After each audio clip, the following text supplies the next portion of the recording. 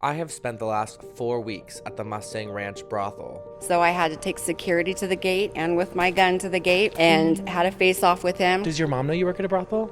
No, they're Mormon, so I'm nervous. So what about this video? Do you get a lot of married guys? Where does your wife think you are right now? I got a cover of Playboy. What did you say you do for a living in the magazine, or is it just pictures? Throughout my series, I've done many other episodes with working girls and guys outside of the brothel setting. Hello!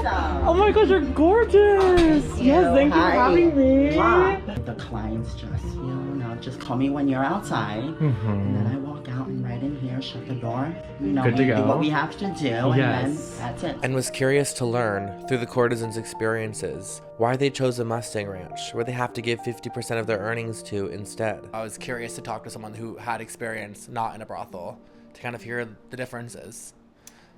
It makes my skin crawl and my voice shake. The dangers of doing it not in a regulated setting like this. At any point in time, anyone could come in and tell you that your life is over. You're arrested, you're in jail, and that's it. But also, that there's no security there for you. And if you're a girl who's in this industry, I would say 9 times out of 10, you've been sexually abused in your life. I know I have. And the girls I work with, I know several of them have. You are scared. You don't want to be physically hurt, but more than that, you've just got to get by. You've got to get your money, and you've got to spend that money on stuff, and you can't have the police come in and say, oh, how'd you make that money? have you ever worked the streets as a prostitute? No, I just got into this right at Mustang Ranch, so I haven't been anywhere else. So you've never done the legal activity of it all? Nope. I know some other ladies have, and this place kind of rescues them from that. Pimps are a huge problem. A lot of girls feel like they have no other option, and maybe don't even know about the brothels. All they know is either sex trafficking or what their pimp is controlling. So when I first started working here, there was a girl that had started about a week before. And I don't know if I fell in love with her or we just fell into this sisterhood. And one night, she dragged me into the only room in the whole house that we thought didn't have any speakers or anything in it. And she's like, I have a pimp. And I was like, what are you talking about? I've known this girl for 4 months. She was like, I have a pimp. And I was like, you don't have a pimp, I know you. She didn't come for a couple of weeks, I don't know. But I was in Vegas, and I know she lived in Scottsdale. It's a 6-hour drive. So I called her up, and I was like, I'm gonna take a trip to see you. I'm in Vegas, and I've got my car on me, so I'm coming to see you. And she's like, I can't, I'm working. She was like, I'm at the Red Lion, come to the Red Lion in Scottsdale. She opens the door. She's got 2 black eyes. And I was like, what happened? And she's like, oh, I got into a car wreck and blah, blah, blah. And I'm just like, your pimp beat the shit out of you because of something. She needed me to be the girl that opened the door and did the job when she was advertising on Backpage. So I did that for a whole day with her. And then that night, her pimp came by the hotel room. And he tried to take my car. We were gonna go somewhere, and he was just like, let me see your keys. And I was like, no, I'm the only one on the insurance. I'm the only one that can drive it. And he got all up in my face, and she got between us and was like, oh, daddy, daddy, blah, blah, blah. I don't know what she said to him, but he didn't take my car. And I was just like, oh shit, I gotta get out of here. And then, I can feel your heart racing. he had these fake Molly pills. And he took us in the room, the hotel room that she and I had been working out of all day. And he locked the door, and he gave us these pills, and he made us take them. And nothing happened. But he made us pretend that we were all rolling, that we were all having a good time, that we all wanted to be there. We had sex, and he came inside me, and I was like, oh my God, what the fuck? I'm not on birth control. I didn't say you could come inside me and all this. And she's like, it's fine, just get a douche. There's a douche in the bathroom. Wait, why would he make you take pills that were fake pills? I don't get it. I don't know.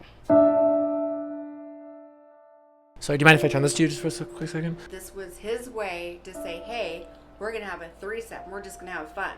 But what he's really doing is he's trying to pull her in to be part of their family. This is a fish hook game, and that's what they were trying, or he was trying to do. He was trying to pull her. Okay, wow, that's so scary. Oh my gosh. So remember my conversation with you at the table about not making friends here? Yeah. Because you don't know what you're going to get into.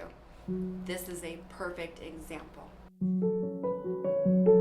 Part of the reason why you don't like the girls becoming friends with each other is because it can be dangerous for them to become friends with each other. 100%. You just don't know where each girl is coming from. I don't know where each girl is coming from. When a new girl starts here, we're getting to know them, they're getting to know us. She might have somebody managing her or pimping her out. We have no idea when somebody comes into our world. She's new to our whole world. These ladies are so kind and welcoming with their hearts, they're not going to have their guards up. So it's my job to teach them to have their guards up. If she makes friends with Bella and Bella does have a pimp, she goes to her house, she's going to set her up with her man. I can't protect her. I can't help her. She's on the outsides of these walls. You have no idea where some of these ladies come from and their backgrounds. Because some of these girls still have pimps outside of the Have brothel. alternative motives, absolutely. Had your car been stolen, then what situation would you have found yourself in? I would have to stay there at the Red Lion for an undisclosed amount of time to make as much money as he wanted me to make before he gave me my car back, or until he wanted to send me somewhere else or send me back here. She would have been trapped. So that's a way for pimps to sex traffic. Yeah, to trap her. Oh my gosh. That girl got with that guy because she grew up in Oceanside. Her mom introduced her to methamphetamine. That's what she was doing at 16 to make money to get more drugs. And he was like, well, I'm going to clean you up. I'm going to take you off drugs, change your life. You're going to make money for me now. They act like the good guys and then they turn around. And he helped her. I mean, he did help her get clean, but he also had her birth certificate, her social security card, all of her real documents. So that's why girls kind of fall in love with their pimps, because they help to a certain degree.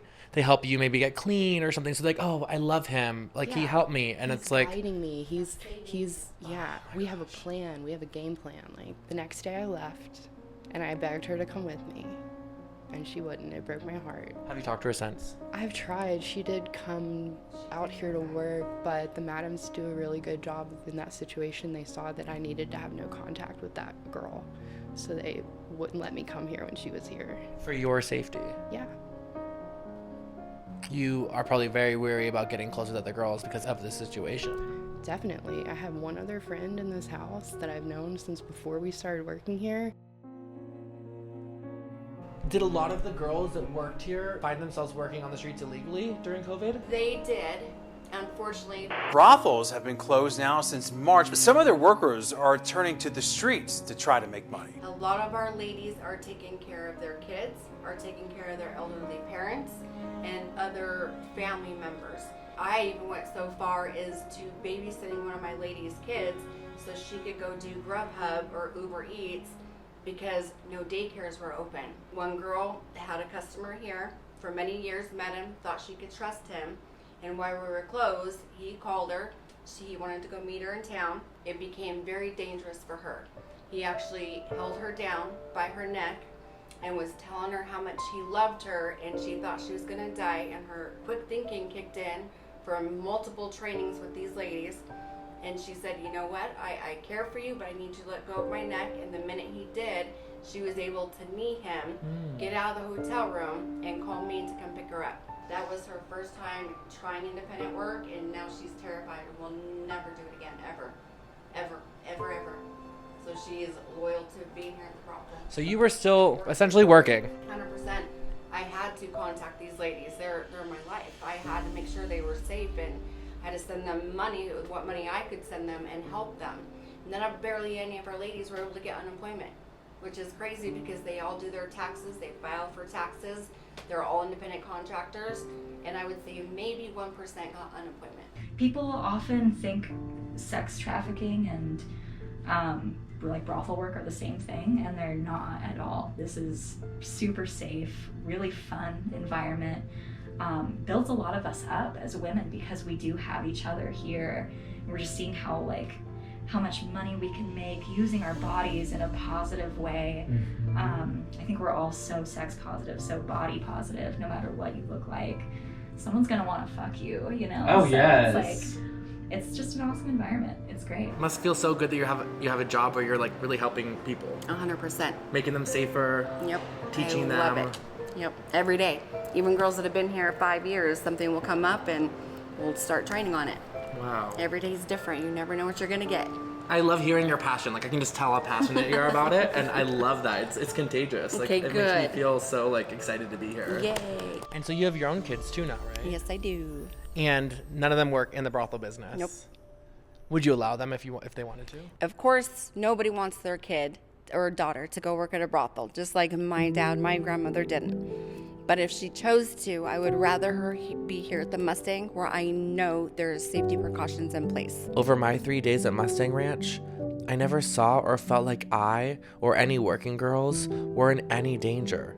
And I believe that is due to Madam Tara and the staff at Mustang for caring so deeply about their ladies and their well-being. My time at Mustang Ranch had come to a close, and to be honest, I was sad to be leaving. I thought about how this tied into my series, Our Queer Life.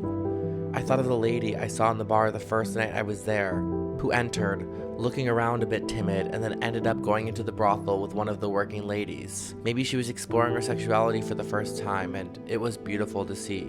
I thought of Bella. You'd find most of us who work here are somewhere in the queer community. One of the girls said I'm probably the gayest one here, and I probably am. And I thought of Dace. Do you call yourself queer, or are you fully straight, or what? Fully bisexual. Yes! And I realized that queerness was everywhere at Mustang Ranch. Maybe queerness is in more places than I would think. And allowing myself to go explore these places that one would think would be a predominantly straight environment is teaching me that the series can really go anywhere.